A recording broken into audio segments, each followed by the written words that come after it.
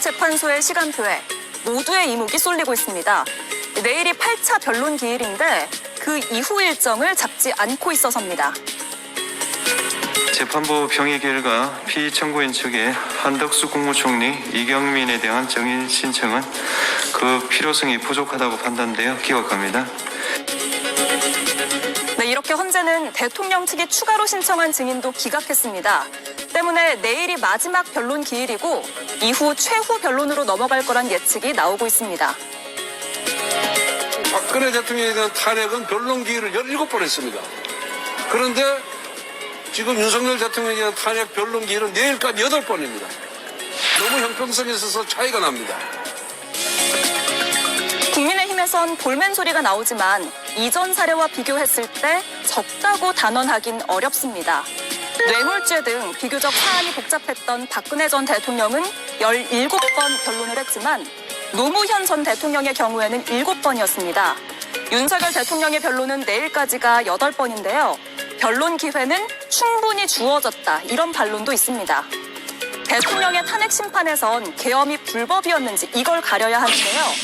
탄핵 소추의 핵심적인 부분에서 재판관들이 판단을 내릴 정도가 이미 됐다는 분석입니다. 비상계엄 선포문에 부서를 했습니까? 장관들이나 증인이 부서를 했냐고. 그렇게는 하지 않았습니다. 처음부터 국회를 봉쇄할 아무런 계획도 없었다, 이렇게 말씀하셨어요. 그런데 실제로 보면 국회의장께서도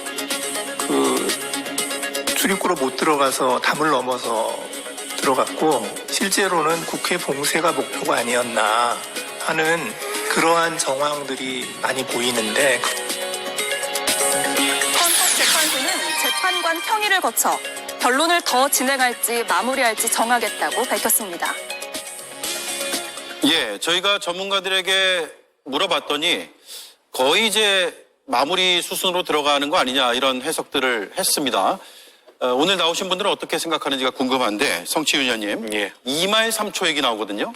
그렇죠. 지금 일단 만약에 추가적인 변론기를 잡지 않는다면 최종 변론도 들어야 되고요. 보통 평의, 그러니까 헌법재판관들이 논의하는 시간을 한 2주, 3주 갖는다고 하니까 그러면 빠듯하게 2말까지도 힘들 거고 아마 3초가 되지 않을까 싶은데요. 전 개인적인 의견입니다만 한 번 정도의 변론기를 추가로 잡을 가능성도 있고 그래도 괜찮을 것 같다는 생각이 있습니다. 왜냐하면 저쪽에서 계속 뭔가 졸속으로 진행한다, 아니면은 뭔가 지금 헌법재판소에 나와서 그 의견이 바뀐 사람들이 있지 않느냐, 이런 주장들을 하고 있는데 저는 그것들을 깨는 변론기일이 충분히 있을 수 있다고 봅니다. 왜냐면은 뭐냐면 이진우 사령관이나 여인영 방첩사령관, 이런 사람들이 검찰 조서와 다른 발언들을 하지 않았습니까? 이런 사람들 발언 깨는 거 쉽습니다. 왜냐면 그 영관급 장교들, 뭐 방첩사 같은 경우에는 김대우 수사단장이나 구민의 수사조정과장, 뭐 남승민 신원보안실장, 이런 사람들 부르면 여인영 방첩사령관의 거짓말 금방 깰 수 있거든요. 예. 전 이런 사람들의 변론기를 한 번 정도만 더 잡아도 충분히 지금 국민들이 납득하기에도, 그리고 지금 그 윤석열 대통령이 변명하고 있는, 거짓말하고 있는 거를 논리를 깨기에도 충분한 시간이 될 것이다. 그렇기 때문에 그런 걸 다 감안한다면 아마도 늦어도 3월 중순, 빠르면 3월 초에는 최종 판결이 나오지 않을까, 그렇게 보고 있습니다. 예, 3초 3중을 얘기하셨네요. 저는 헌재가 추가 변론기를 현재까지는 받을 조짐이 없지만 반드시 더 받아야 된다고 생각을 합니다.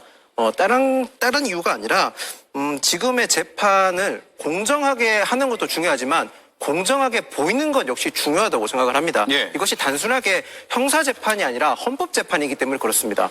헌법재판이 단순하게 법률만 따지지 않기 때문에 형사소송법을 준용한다고 하지만 막상 지금 부동이 된 피의자 조서 같은 경우는 증거로 채택을 원래 하면 안 되지만 지금 증거로 채택하지 않습니까? 이 말인즉슨 형사소송법을 무조건 중용하지 않는다는 말은 법리만 따지는 게 아니라 국민적 여론이라든지 아니면 또 다른 단순히 사실 기반이 아니라 정황적 증거까지 다 본다는 입장인 겁니다. 예. 그렇기 때문에 헌법재판소에서 충분히 윤석열 대통령 층의 방어권을 보장해야 된다는 입장이라고 저는 생각을 합니다.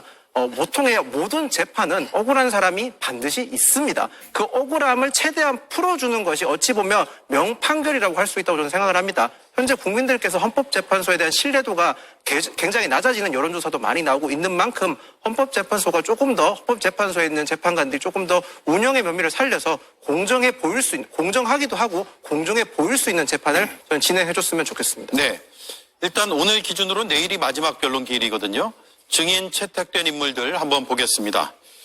조태용 국가정보원장, 김봉식 전 서울경찰청장, 조성현 수도방위사령부 1경비단장입니다. 그리고 조지호 경찰청장은 증인으로 채택하려고 했지만 본인이 불출석 사유서를 내서 채택은 됐고 나오지는 않는 그런 상황이 됐습니다. 반면에 윤 대통령 측에서 증인을 신청한 인물들 몇 명이 있습니다. 한덕수 총리가 대표적인데요. 재판부가 기각했습니다. 그 외에 추후 채택 여부를 논의하겠다는 인물들도 저렇게 있어서 증인을 추가로 채택한다면 변론기인이 한 차례 늘어날 가능성도 배제할 수는 없죠. 이긴 의원은 어떻게 보고 있어요? 글쎄요, 저는 몇 차의 변론기일을 더 갖는다고 해서 과연 피청구인 윤석열이 승복할 것인가? 헌재의 결과에 대해서 깨끗하게 승복하고 국민 통합을 위해 나설 것인가에 대해서는 회의적인 생각을 가지고 있습니다. 예. 다만 어저께 7차 변론에서 있었던 여러 진술을 종합해 보면은 국회 국조특위에 참석했었던 한덕수 총리라든지 그리고 탄핵 심판에 나섰었던 증언했었던 김용현 장관과 분명히 엇갈리는 진술들은 있어 보입니다. 특히 국무회의의 계엄 심의 의결과 관련해서는 김용현 장관은 애초부터 그 계엄 선포에 대해서 반대하는 사람이 없었다라고 얘기했고 한덕수 총리 같은 경우는 전부 다 반대했고 진행되는 과정에서 모두 다 우려를 표했다고 얘기했는데 이상민 장관은 어제 탄핵 심판 증인 증언에서 찬반을 물을 겨를이 없었다는 취지로 얘기했거든요. 예. 그러니까 계엄의 주요 당사자 3명이 지금 의견들이 전부 다 배치가 되고 있는 모양새입니다. 8차로 저는 빨리 신속하게 끝냈으면 좋겠다는 의견이지만 이렇게 엇갈린 진술에 대해서는 재판관들이 한 번 더 확인할 필요는 있겠다 해서 저도 성치훈 부의장 말씀대로 한두 차례 정도 변론기를 더 가지고 주요 당사자들의 증언을 종합한 다음에 탄핵을 판단해도 무리는 없을 거다라는 의견입니다. 예. 그러면 선고는 3월로 예정될 수도 있다. 3월을 넘기지는 않았으면 좋겠습니다. 아예 4월로 넘어가지는 않고 3월쯤이네요. 예, 그래도 2말 3초라고 얘기를 하는데 3월 넘기지 않고 추가 변론 한두 차례 더 결정을 해도 3월을 넘기지 않을 것으로 보입니다. 예. 국민의힘 지도부가 앞서 보셨듯이 헌재 항의 방문했습니다. 형평성 문제를 주장을 했고요. 변론기일이 다른 전 대통령들에 비해서 적다. 박근혜 전 대통령 사례를 들었는데 오늘 눈이 내리는 가운데 헌법재판소에 항의 방문하는 모습을 지금 화면으로 보고 계십니다. 그렇다면 역대 대통령은 몇 차례 변론을 했느냐? 박근혜 전 대통령 17차례, 노무현 전 대통령 7차례, 윤석열 대통령은 현재까지는 8차례로 예정이 돼 있고 내일이 마지막입니다. 하지만 추가될 가능성까지 있다는 거 말씀을 드리겠습니다. 김보엽 의원님, 변론기인 적다고 생각하세요? 적지 않습니다.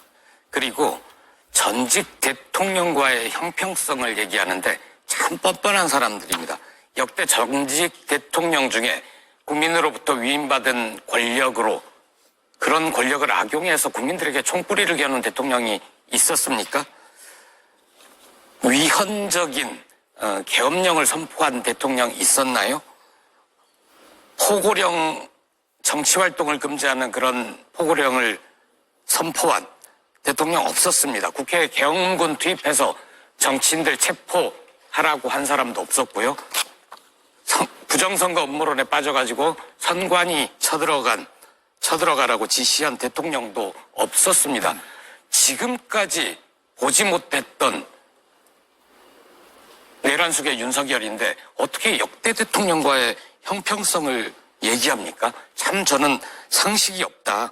이렇게 생각하고요. 예. 변론기인 충분했습니다. 헌법재판관들이 보기에도 너무나 명확할 것입니다. 일반 시민들이 보기에도 이건 아주 정교한 논리적인 법적 지식이 필요한 게 아니라 상식선에서 판단할 수 있는 거 아닙니까? 저렇게 음모론에 빠져 있는 위험한 인물을 대통령직에 복귀시켰다가는 대한민국 공동체가 위험하겠다. 이런 판단을 재판관들도 아마 변론기일 한 번, 2번 정도 했을 때 이미 판단이 끝났을 겁니다.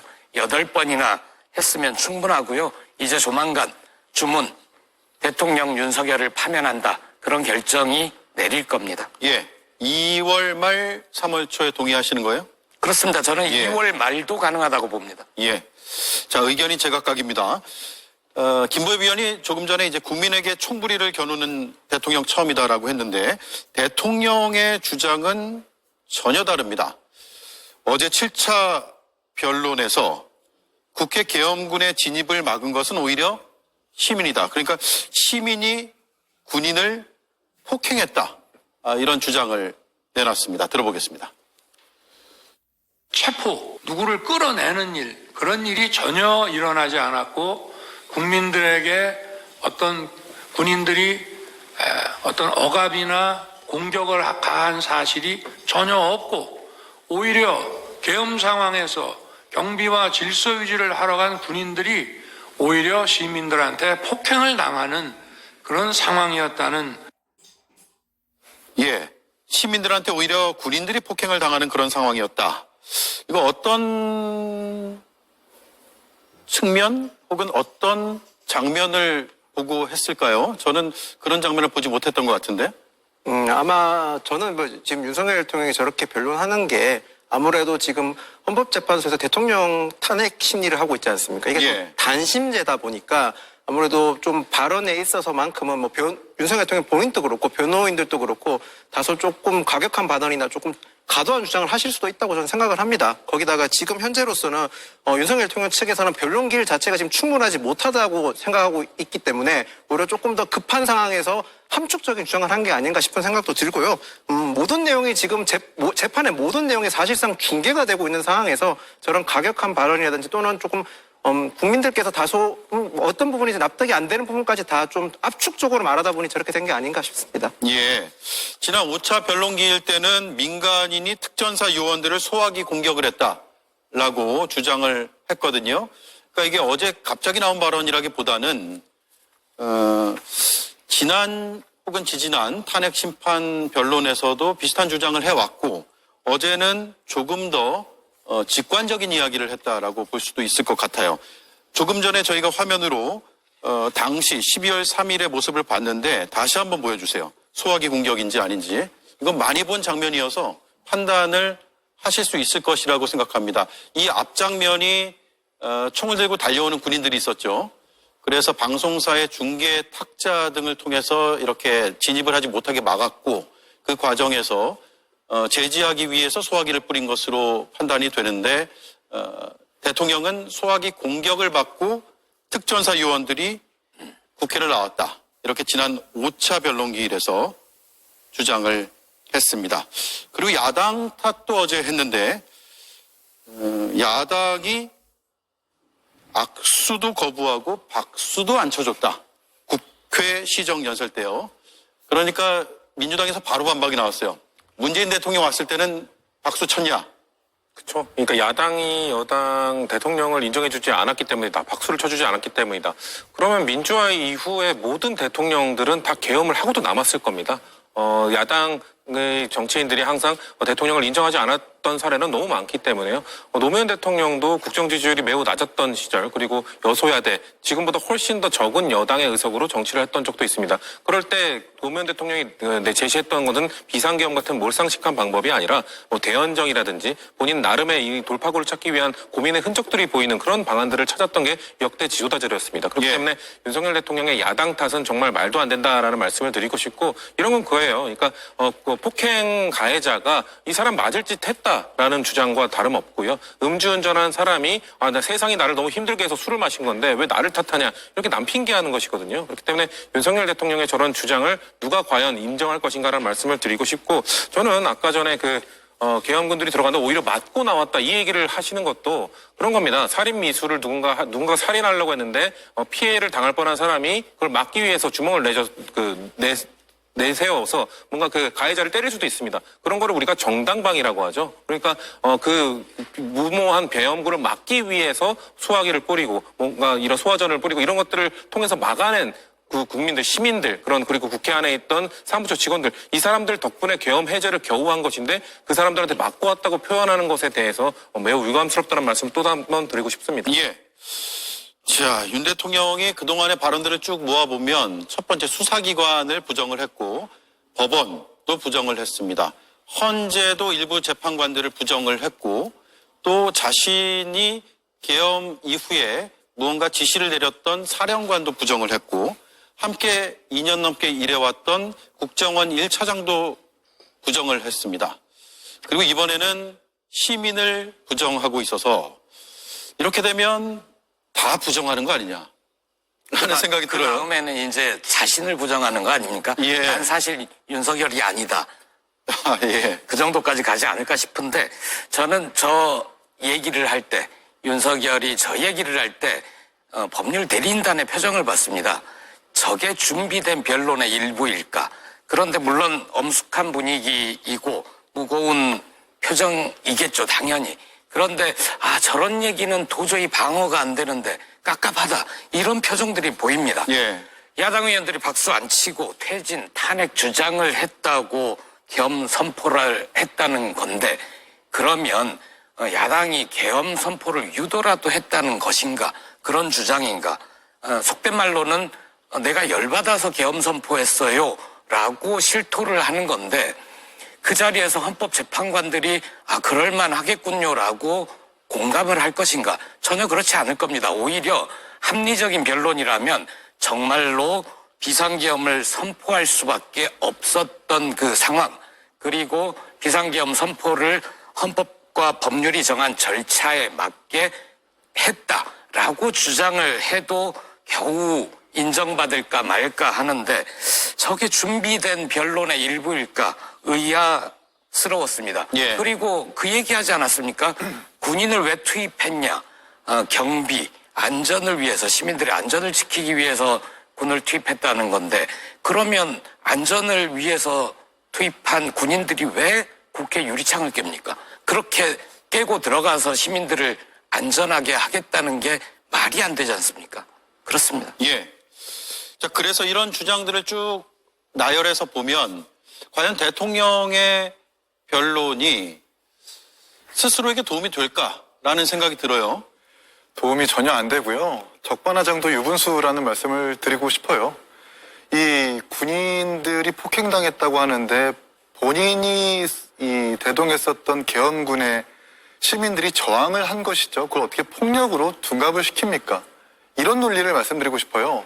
며칠 전에 서부지방법원을 지지자들이 때려 부수고 사실상 폭동에 가까운 일을 벌였는데 그것을 저항이라고 하지 않았습니까? 예. 서부지법 때려 부술 때는 저항이라고 하고 그런데 계엄군을 막아서기 위한 시민들은 폭력이라고 얘기하는 이런 논리를 재판관들이 과연 궤변이라고 생각 안 할까요? 전 분명히 이것도 탄핵 심판에 의해서 판단의 주요한 근거가 될 수 있다고 저는 생각을 하고요. 그리고 많은 생중계된 장면을 통해서 국민들이 보셨을 겁니다. 새벽 1시 3분에 국회에서 계엄 해제가 됐을 때 오히려 계엄군이 철수를 하면서 막아섰던 시민들에게 고개를 숙이고 사과하는 장면들을 모두 다 기억하셨을 겁니다. 폭행을 당한 주체가 시민들한테 오히려 사과를 합니까? 예. 이것만 봐도 윤석열 대통령이 지금 굉장한 궤변을 벌이고 있다는 증거일 수 있겠고 이건 또 윤석열 대통령뿐만 아니라 집권 여당도 마찬가지입니다. 뜬금없이 죄송한데 어저께 교섭단체 대표연설 있지 않았습니까? 거기서 권성동 원내대표가 첫머리말과 끝에 후 인사말 빼고 9가지 주제를 얘기하면서 8가지 주제에서 민주당과 이재명 때문이다라고 주구장창 이야기를 합니다. 한미일 공조도 연금개혁도 모두 이재명과 민주당 때문에 안 된다. 예. 탓만 하는 거거든요. 과연 이 집권 여당 그리고 대통령의 이런 궤변이 국민들에게 과연 옳게 평가가 될 것인가 이것도 분명히 재판관들이 주요하게 판단할 것이라고 생각을 합니다. 예. 자, 어제 또 하나의 쟁점이 부정선거 의혹이었습니다. 여권에서 부정선거를 주장해왔죠. 황교안 전 국무총리인데 광장에서 하던 발언들이 기억이 납니다. 어제 중앙선관위 사무총장 신문을 직접 했는데 그 장면 잠깐 보겠습니다. 그런데 지금 선관위에서는 투표관리관 개인 도장을 사용하지 않고 있는 것도 잘 아시죠? 규칙으로 인쇄날이 할수록 인쇄날로 가름할 수 있도록 해놨습니다. 법에 정해져 있는 것을 규칙으로 바꿀 수 있습니까? 대법원에서 헌재에서 유권 해석을 해줬는데도 불구하고 법률 해석을 개인적으로 하시면서 이게 잘못됐다고 말씀을 하시면 제 입장에서는 드릴 말씀이 없습니다. 예. 대법원과 헌재에서 유권 해석을 다 해줬다. 황교안 전 총리는 법무부 장관도 했고요. 법조인 출신이고 그래서 누구보다 법률을 잘 알 텐데 아, 저런 주장을 계속 헌재 심판정에서 하고 있단 말이에요? 그 억지 주장이고요. 저는 어제 변론기를 통해서 사실상 이 부정선거 음모론은 끝났다고 생각합니다. 예. 왜냐면은 지금 김용빈 사무총장이 제대로 말씀을 해주신 건데요. 사실 김용빈 사무총장 저는 어제 변론기를 전까지는 끝까지 또 죄송한 말씀입니다만 의심했습니다. 왜냐하면 김용빈 사무총장이 윤석열 대통령의 서울부터 동기에다가 매우 가까운 것으로 알려져 절친한 있죠. 친구로 알려져 있기 때문에 임명될 때도 민주당에서 반대했습니다. 저렇게 대통령과 가까운 사람을 선관위 사무총장에 맡기는 것이 적절하냐라는 비판이 있었는데 그런 김용빈 사무총장조차도 선관위에서 내가 들여다봤을 때 아무런 문제가 없다. 부정선거의 흔적은 없었다. 만약에 김용빈 사무총장을 임명한 이후에 윤석열 대통령이 부정선거에 대한 생각이 있었다면 검토해봐라, 살펴봐라 하지 않았겠습니까? 그런데 살펴보고 했는지는 모르겠습니다만 아무리 해도 없었던 겁니다. 그렇기 때문에 김용빈 사무총장이 말했던 것, 대법원이 판결을 내려준 것 아니냐.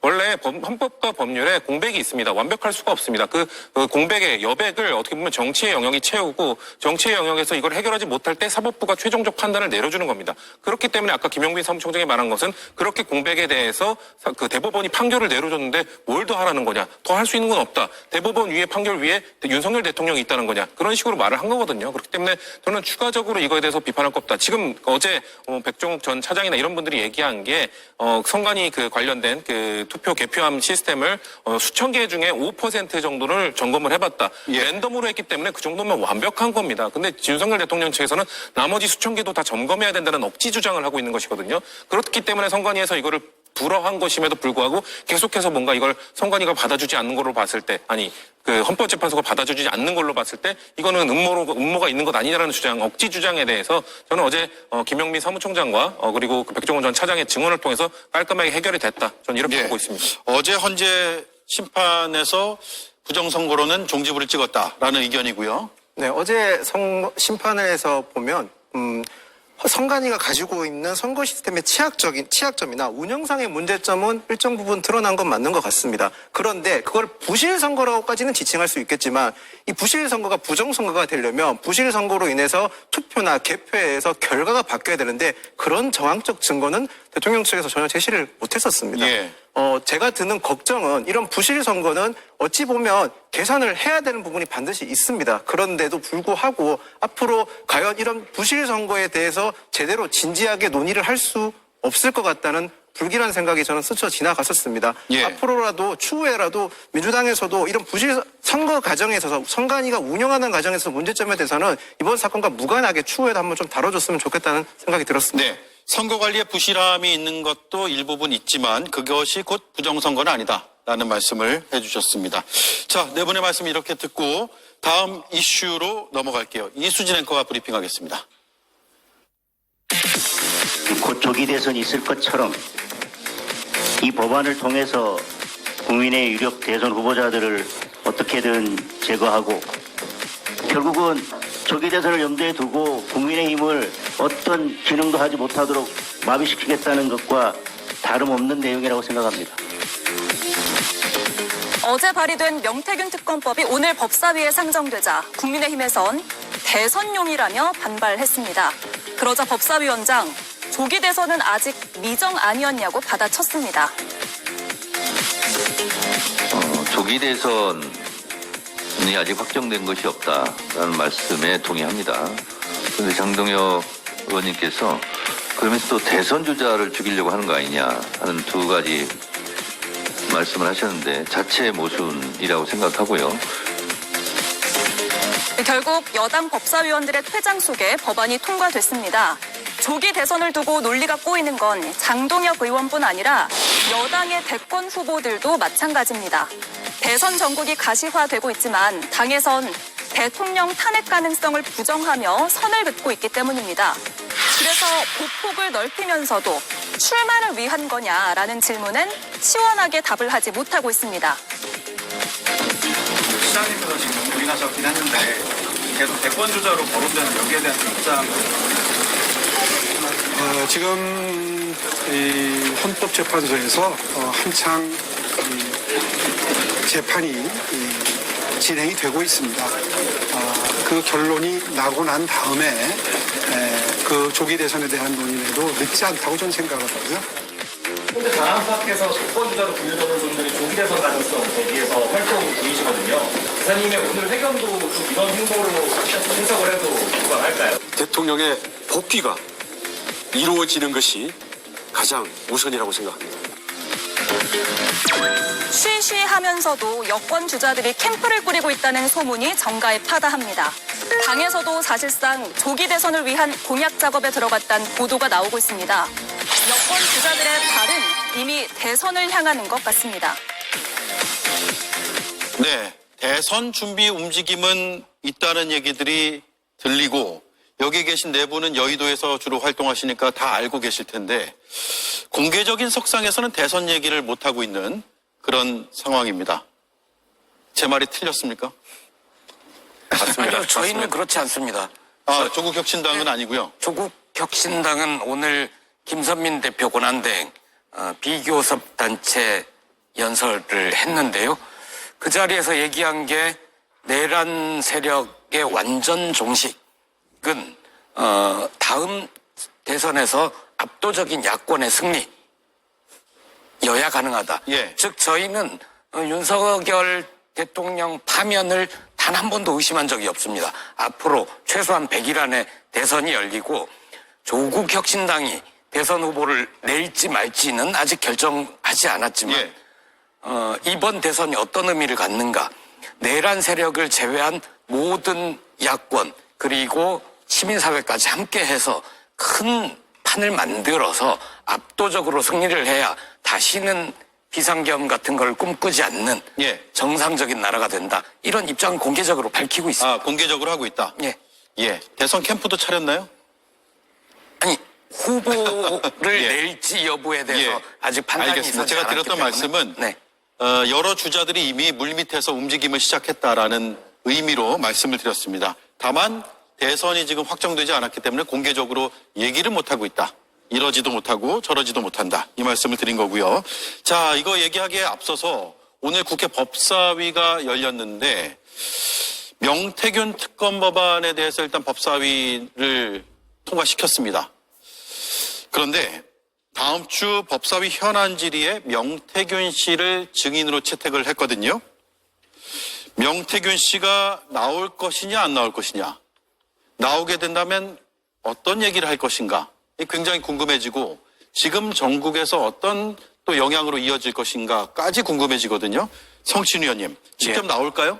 예, 전 나올 가능성이 매우 높다고 보고 있고요. 예. 다만 명태균 씨가 나왔을 때 민주당에서는 명태균 씨의 발언을 어떤 쪽으로 이끌 것인지 이거에 대해서 신중히 생각을 해야 된다고 생각합니다. 왜냐하면 아마 국민의힘 측에서는 메신저에 대한 공격을 어마어마하게 할 겁니다. 왜냐하면 명태균 씨 자체가 여론 조작을 했던 정황도 이미 있는 사람이기 때문에 예. 그만큼 신뢰할 수 없는 사람이다. 신뢰할 수 없는 사람의 발언이기 때문에 그 역시 탄핵해야 된다. 이런 식의 논리를 짜 나갈 거거든요. 그렇기 때문에 명태균 씨가 만약에 현안질에 나온다면 저는 황금폰이나 이런 녹취록, 명백한 증거가 있는 것에 대한 질문을 통해서 뭔가 메신저의 공격을 차단해야 된다라는 말씀을 드리고 싶고, 그리고 질의가 최대한 이 특검법의 필요성을 주장하는 방향으로 흘러가야 됩니다. 왜냐면은 지금 사실 우리가 예전부터 이 창원지검의 이런 부실한 수사, 사실 명태균 씨 수사를 우리가 최초에 몇 달 전에 여기서 얘기했었던 것처럼 뭔가 수사 검사가 없는 수사부에 배정하면서 아주 미진하게 진행을 하다가 어쩔 수 없는 여론의 압박에 의해서 진행을 했었거든요. 그런 다음에 사실상 비상계엄 이후에는 뭔가 소식이 없습니다. 황금폰이라는 결정적 증거까지 제출됐음에도 불구하고 지금 창원지검의 수사가 미진하다고 느껴지고 있기 때문에 민주당은 특검법을 제안한 것이기 때문에 명태균 씨의 입을 통해서 창원지검이 어떤 것에 대해서 수사가 미진한지, 뭔가를 잘 안 하고 있는지를 끌어낼 수 있는 그런 질의를 이끌어가는 것이 다음 주에 있을 법사위 현안 질의 때 명태균 씨가 출석했을 때 그 질의응답의 실효성을 높일 수 있는 방안이라고 생각합니다. 예. 국회법에 가장 많이 등장하는 합의라는 단어를 민주당에서는 국회 운영함에 있어서 가장 깡그리 무시하고 지금 계속하고 있습니다. 아마 명태균 씨도 당연히 불러내서 민주당에서 아마 마음대로 신문을 할 것 같습니다. 저는 성치훈 의원님 말씀대로 성치훈 의원님처럼 민주당 국회의원들이 명태균 씨에 대해서 증인 요청을 한다든지 증언을 요구하면 저는 아주 합리적인 증언이 될 것 같습니다. 하지만 제가 이때까지 봐왔던 민주당 법사위원들이나 나머지 의원들은 그런 모습을 전 본 적이 거의 없습니다. 예. 제가 오히려 당부드리고 싶은 것은 오히려 국민의힘은 어차피 국회 내에서는 철저한 소수지 않습니까? 결국에는 국회 법사위에서 열리는 거에 대해서 어떻게 막을 방법은 없습니다. 민주당에서 아마 마음대로 운영을 하시겠지만 적어도 기자회견장이 아닌 국회라는 점을 상기하셔서 최소한 증거에 기반한 사실에 각한 최대한 진술이 나올 수 있도록 유도하고 그렇게 신문을 이끌어 가시기를 부탁드리겠습니다. 예. 지금 명태균 씨 의지에 달린 건가요? 아니면 이건 증인 채택이 됐기 때문에 나와야 되는 거죠? 원칙상으로는? 불출석할 수도 있죠. 불출석 본인이 사유서를 낼 수 있죠. 원치 않으면 안 올 수도 있지만 예. 제가 알기로는 명태균 씨가 의지가 굉장히 강하다고 합니다. 검찰 수사를 믿지 못하겠다. 특검을 하게 해달라. 예. 특검 수사를 받게 해달라. 본인이 요구를 하고 있고요. 근데 나오면 무엇을 얘기할 것인가가 초미의 관심인데 황금폰 얘기할까요? 그러니까 성 의원님 말씀으로는 지금 명태균 씨가 검찰에 황금폰을 제출했다 이렇게 말씀하셨는데 저는 이전에 제출한 폰이 황금폰이 아니라고 알고 있습니다. 그러니까 명태균 씨가 민주당 의원 누구 알아? 그럼 내 황금폰 건넬게 했는데 그게 이루어지지 않았고 그래 알았다 그럼 검찰에 준다 하고 줬는데 그게 실제로 황금폰은 아닌 다른 전화기였다라는 얘기를 들었거든요. 그래서 예. 아직도 황금폰은 있고 황금폰에는 명태균 씨가 기억에 의존하기 때문에 거기에 자기 기억을 뛰어넘는 수많은 증거들이 있을 수 있죠. 예. 녹음 파일이 있을 수도 있고 카톡, 텔레그램 모든 게 쏟아져 나오면 국민의힘이 곤혹스러운 내용들이 상당히 많을 겁니다. 중진, 의원 이런 분들의 투표, 선거에 여론 조작에 많이 명태균 씨가 관여했다는 거 아닙니까? 그래서 그 법사위 증인 채택도 그렇게 반대하는지 모르겠는데 와서 증거에 기반해서 국민의힘도 법사위에 참석해서 묻고 진실을 밝히는데 협조하기를 바랍니다. 예. 황금폰이라고 우리가 알고 있는 검찰에 제출한 그 폰에서 포렌식을 해보니까 15만 개 정도의 파일, 자료가 나왔다고 하는데 그것도 황금폰이 아닐 수 있다 이 말씀이네요. 예, 그렇습니다. 별도의 자료가 보관된 디지털 장치가 더 있을 것이다 라고 추측을 하고 예측을 하시는 건데 이긴 의원님. 네. 개혁신당은 어떻게 보고 있어요? 개혁신당은 이번 법안 추진에 동참을 했죠? 네, 개혁신당의 이준석 의원, 이주영, 천하람 의원 셋 다 공동 발의자로 참여를 했습니다. 예. 이걸 가지고 또 국민의힘에서 굉장히 민감하게 받아들이시는 것 같은데 아까 장동혁 의원 영상으로 보셔서 아시겠지만 국민의힘의 유력 대권 주자를 제거하기 위한 특검이라고 얘기하잖아요. 근데 여러 가지 여론조사에서 지금 대권 주자 1위로 꼽히고 있는 건 김문수 장관입니다. 김문수 장관이 명태균 씨와 이렇다 할 텔레그램이나 카톡을 나눈 적이 있나요? 저는 없는 것으로 알고 있거든요. 예. 그리고 한동훈 전 대표 같은 경우에도 내가 명태균 씨와 연관이 되어 있지 않은 사람이라서 자신감을 보이는 순간들, 장면들이 많았습니다. 그게 권영세 비대위원장 체제로 오면서 달라진 건 없을 겁니다. 그렇다고 한다면 이 특검법을 받지 않을 이유가 없거든요.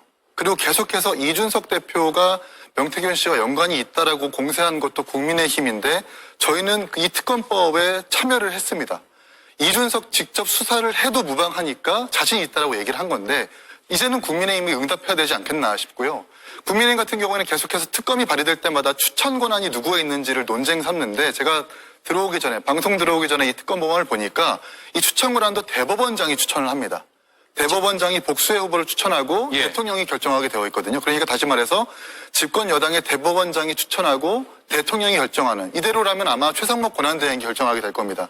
그렇다고 한다면 국민의힘이 더 이상 반대할 명분이 사라졌으니까 깨끗하게 받고 명태균 이슈에 대해서 의혹을 같이 규명하는 것이 좋겠다라는 생각합니다. 그 전에 이제 최상병 특검 법안이나 김건희 여사 특검 법안 등에서는 제3자 추천이 아니었기 때문에 그게 독소조항이라고 얘기해서 국민의힘에서 그렇습니다. 반대를 했었죠. 그런데 이번에 정치적 이유가 있겠지만 뭐 야당 추천이냐 여당 추천이냐를 가지고 계속해서 쟁점화했고 시간을 끌어왔는데 이 특검 법안 보니까 대법원장이 복수의 후보자를 추천하고 대통령이 임명하게 되어 있거든요. 이 부분에 대해서 더 이상 논쟁거리가 아니다 이렇게 말씀드리고 싶습니다. 예. 자, 김윤영 의원님. 지금 국민의힘에서 나오는 입장들을 보면 여당의 대선 후보들 제거하기 위한 것이다. 이재명 대표의 대선 고속도로를 만들려고 한다. 이렇게 반발하고 있어요. 그러니까 지금 이 법안에 대해서 어쨌든 저희가 조기 대선이 있을지 없을지 모르지만 있다고 가정한 상황에서는 충분히 할 수 있는 말이라고 생각이 들고요. 예. 거기다가 물론 이 조기 대선 후보자를 제거하는 목적도 있지만 이 법안 자체에도 문제점이 없는 건 아닙니다. 특검은 어디까지나 엄밀히 보충성의 원칙이 지켜져야 됩니다. 그러니까 즉 다시 말해서 검찰의 수사에 대해서 미진하거나 좀 검찰의 수사가 제대로 되지 않았을 때를 가정하고 만들어야 되는 게 특검법인데 지금 현재 명태균 씨 같은 경우는 창원지검에서 수사를 하고 있습니다. 검사들이 10명이나 보충되어서 수사가 진행되고 있는 상황이고 심지어 명태균 씨는 구속 기소가 되어서 수사를 받고 있는 상황입니다. 예. 거기다 중간 수사 결과 발표가 예정되어 있는 상황에서 아직까지 뭐 어떤 게 부족해서 어떤 수사 결과가 부족해서 보충적으로 수사를 더 하겠다는 게 없는 상황에서 또다시 특검을 추진한다는 건 결국에는 특검에 대한 왜 특검을 남발하면 안 된다는 거에 대해서 제가 반론을 드리고 싶습니다. 예. 제3자 추천 방식이라는 점은 그것도 반대 이유가 이제 될 수 없는 건가요? 추천 방식이 달라졌던 점에서는 저는 그 부분에서 높게 평가합니다. 예. 자, 성신우 의원님. 수사 중이기 때문에 그리고 예. 중간 발표가 곧 있을 건데 특검의 필요성이 무엇이냐. 그렇기 때문에 법사위 다음 주에 현안 질의 잡은 겁니다. 그렇기 때문에 명태균 씨가 나올 가능성이 있는 겁니다. 명태균 씨를 통해서 왜 지금 창원지검이 뭘 미적거리고 있는지 뭘 미온적으로 하고 있는지를 밝혀낸다면 특검의 필요성이 충분히 어필될 거라고 생각합니다.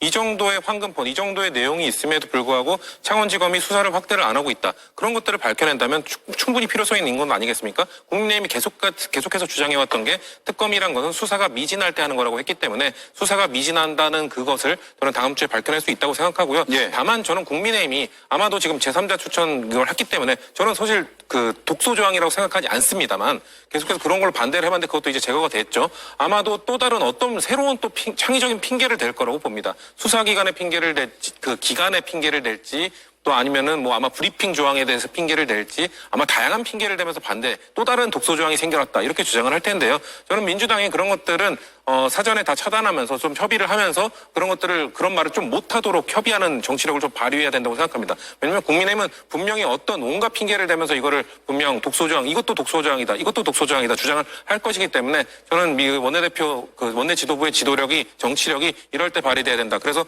국민의힘이 도저히 할 수 없는 도저히 반대할 수 없는 특검법을 뭔가 조정을 하는 그런 완성하는 그런 모습을 좀 보여줘야 된다고 생각하고 있습니다. 예.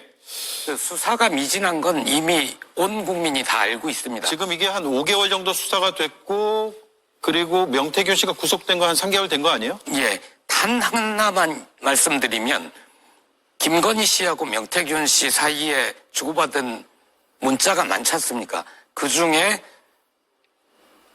홍준표보다 앞서게 해달라 뭐 이런 요구들도 있었던 거고요. 그런데 창원지검이 김건희 씨를 한 번이라도 불렀습니까? 출장 조사라도 했습니까?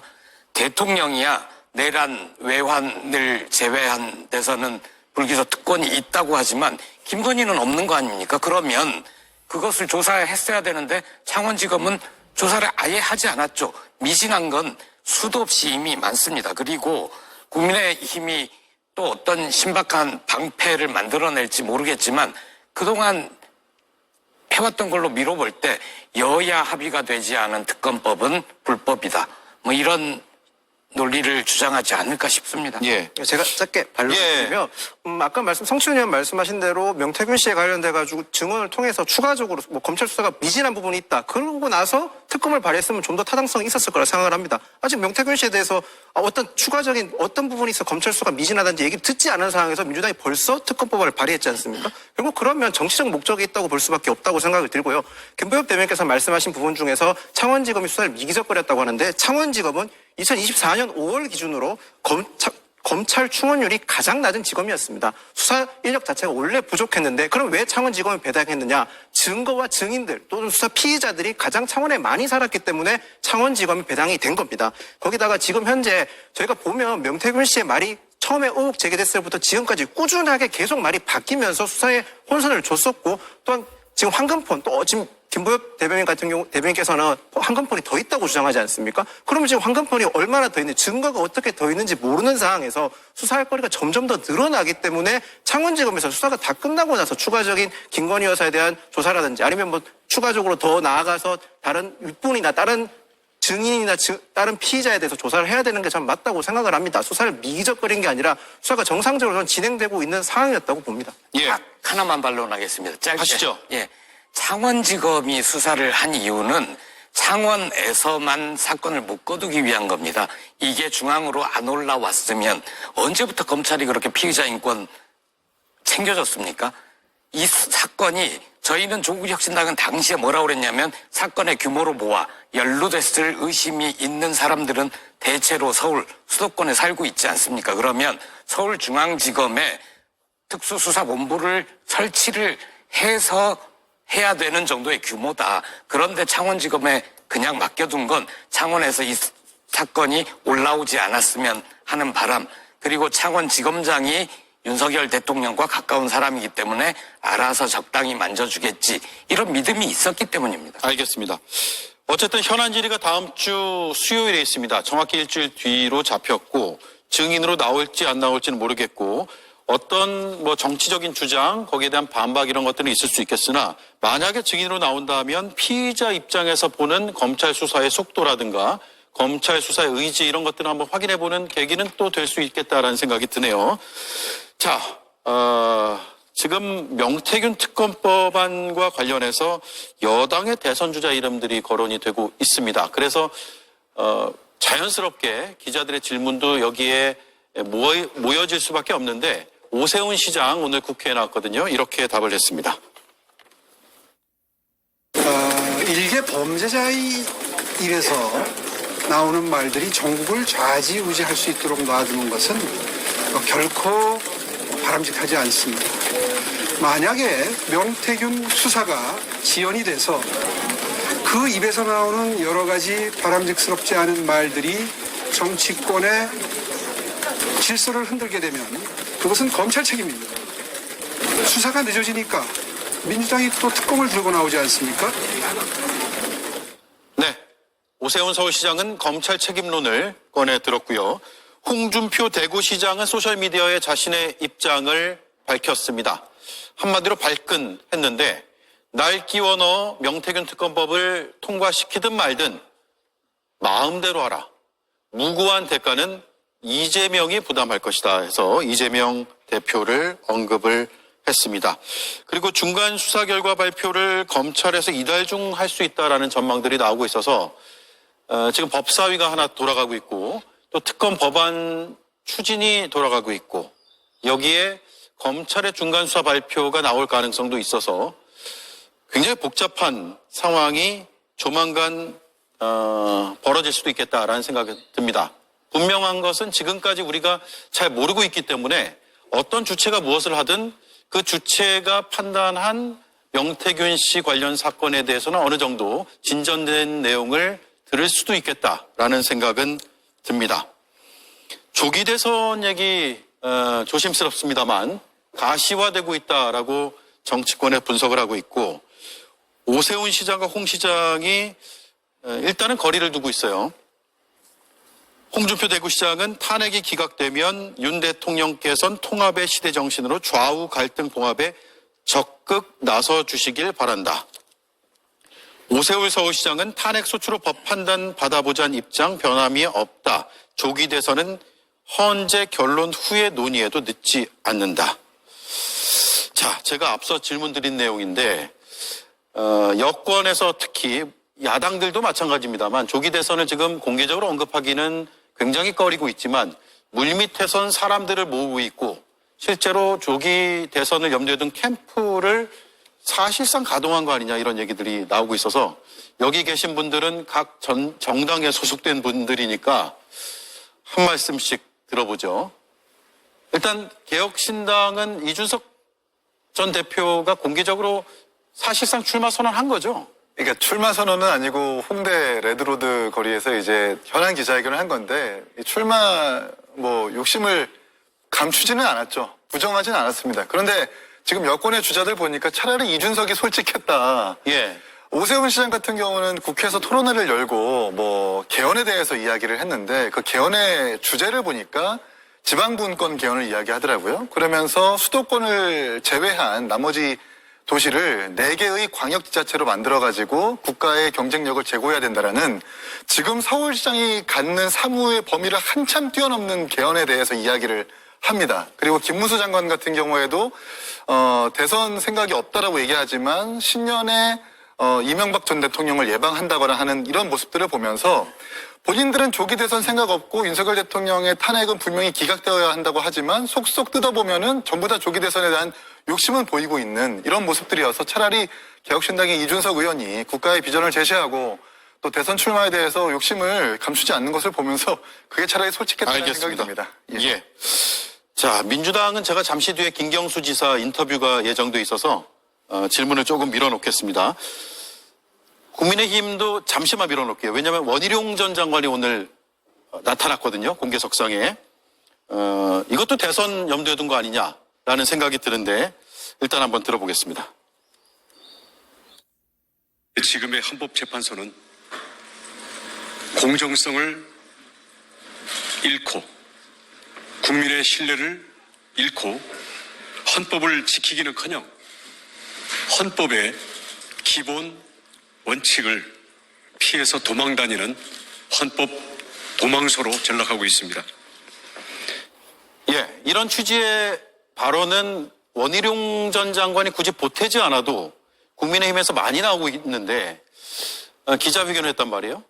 뭐 정치적 해석을 하실 수는 있다고 저는 생각을 합니다. 그 부분에 있어서는 뭐 지금 상황에서 유력 정치인들, 흔히 말해서 차기 대권주자로 유력시 되는 분들이 행보 하나하나에 대해서 정치적 해석은 할 수 있다고 생각을 합니다. 그런데 국민의힘 입장에서는 최소한 지금 현재 조기 대선이라고 단정 짓는 것은 국민들께 그리고 더 나아가서 저희 당원들께도 말이 안 되는 논리이기 때문에 저희는 뭐 조기 대선에서 일절 언급하고 있지 않고 원희룡 장관이 왜 저런 기자회견을 했냐 질문에 대해서는 원희룡 장관은 아무래도 윤석열 대통령과 가까운 채측근 중에 한 분이었지 않습니까? 그렇다 보니까 지금 헌법재판소가 가지고 있는 불공정성, 불평한 불공정성에 대해서 지적을 하라는 당원들의 많은 지지와 성원이 있었기 때문에 거기에 응답했던 것으로 저는 보고 있습니다. 알겠습니다.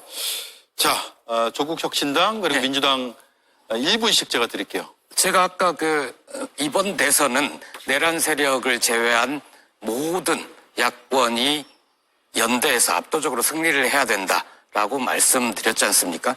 만약에 조국혁신당의 대선의 뜻이 있고 그리고 캠프를 차린 분이 있다면 제가 열심히 자랑을 해야 되는데 아직 그렇지는 않은 것 같고요. 지금 여의도에 국민의힘을 중심으로 병이 하나 돌고 있습니다. 난가병이라고 이번엔 난가? 이렇게 생각하는 분들이 좀 있는 것 같습니다. 어떤 면에서 난가요?